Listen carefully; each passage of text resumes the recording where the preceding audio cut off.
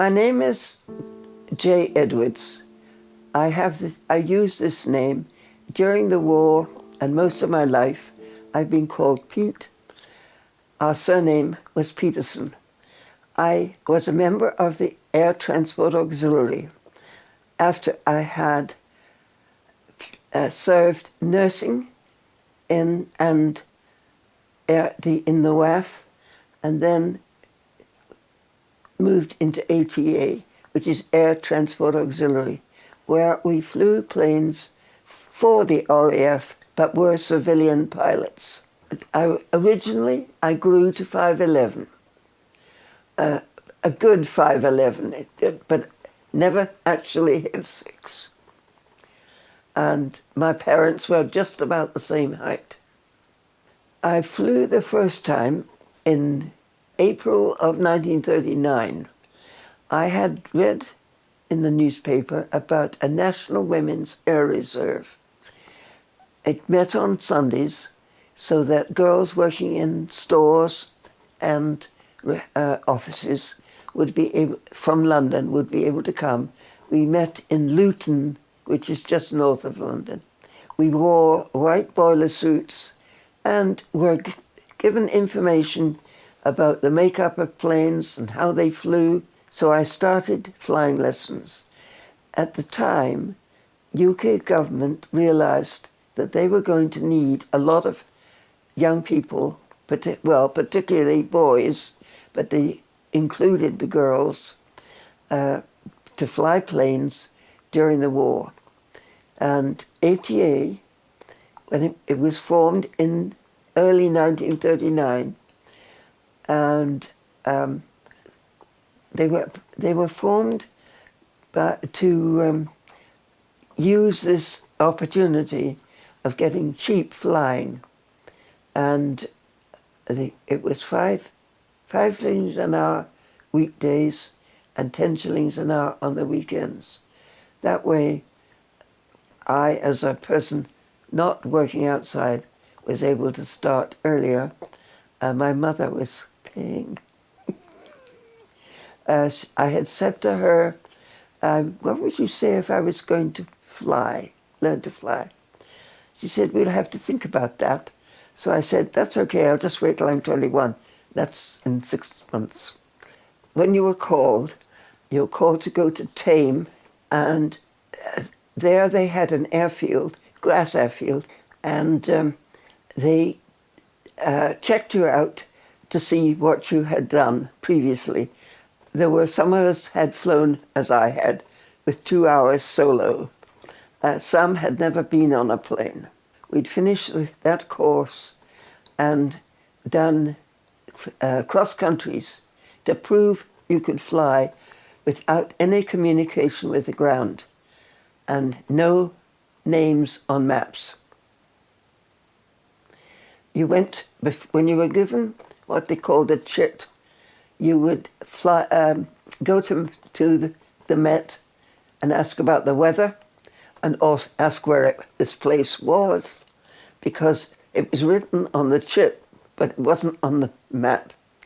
And they would put a pin and point, this is where you're going. Yes, a prang is when you hit the ground.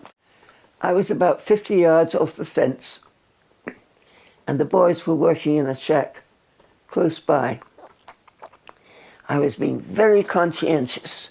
I was looking over my left shoulder and being sure that everything was fine, nothing here, forgetting completely about the right. And all of a sudden, crunch, I'd hit a tree. I don't know what happened to the tree, but I put my hand out. I can see it now. I put my hand out to make sure the gas was turned off. The rod was broken. It couldn't feed any gas, so there was no possibility of fire. But the guys were out of their shack and over to me and said, we don't have to cannibalize a plane, you've done it for us. So they were not unhappy. And they picked me up with an ambulance and took me to hospital. And I had to say to them, my sister's a theatre sister, please let her know.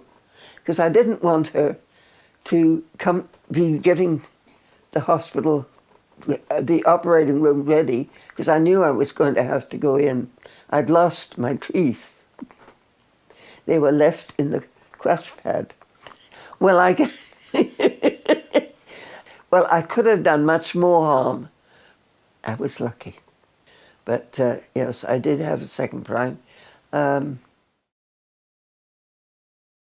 I landed, and I thought I'd landed with my wheels going up. It was a Spitfire that way.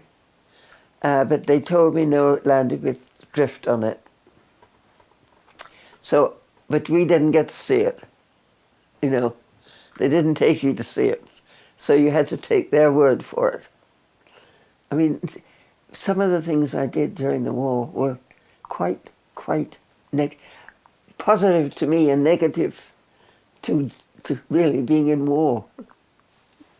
The Spitfire was it wasn't the best in the world, but it was the best in what it did.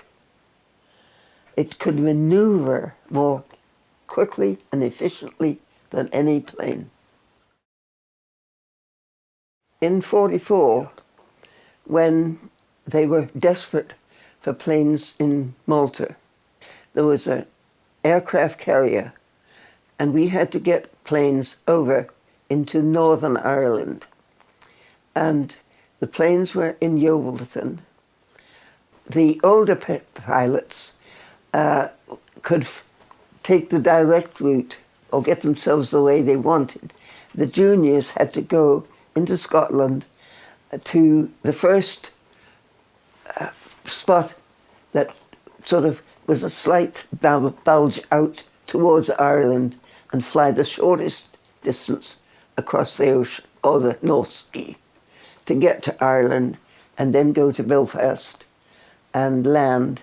And the second you were down and in the parking lot, there was a naval chappie who jumped on your wing, pressed the button so the wings went up.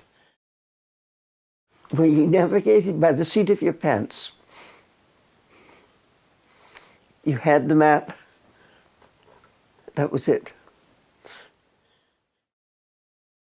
Well, I was on a training session, and the instructor was going to show me a stall turn in which you go almost vertical and then turn very sharply sideways.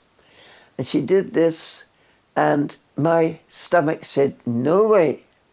And I was very sick. She was sitting behind me. We landed very promptly. She landed very promptly. She had to clean up. Yes, that was quite... But I never...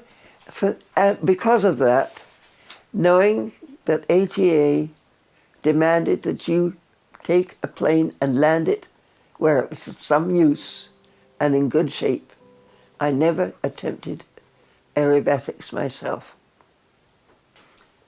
You have to laugh. You have to have a laugh in life. The opportunity was there. I took it.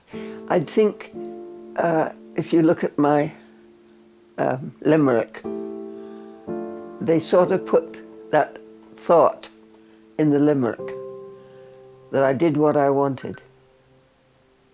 There weren't so many chances in my generation to do things that were unusual.